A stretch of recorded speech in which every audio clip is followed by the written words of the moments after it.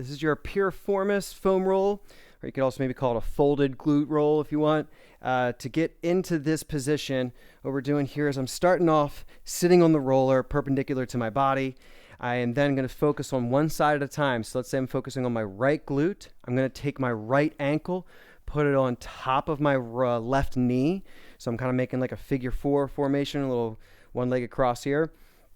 And with that, I'm then going to tilt my hips, or tilt my hips over so that I'm put more pressure on close to the outside of the glute there. Not fully on the outside, but just sort of at that diagonal.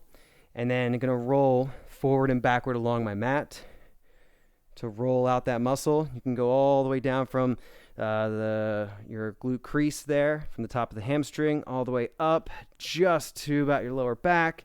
And you can change angles. You can roll a little bit more on the outside. Try rolling out there. See what that does for you there.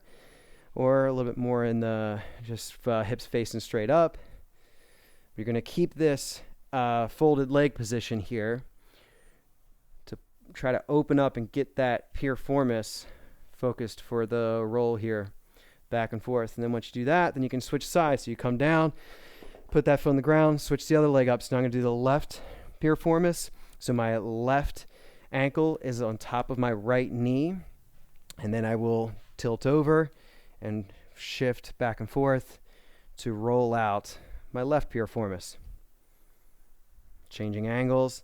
If anything in particular feels very sensitive and needs a little attention, try to sit on it for 30 seconds, relaxing the muscle that you're rolling. We're always trying to relax the muscle that we're rolling, and then roll through, back and forth, come back, then sit on it again for 30 seconds if you need to.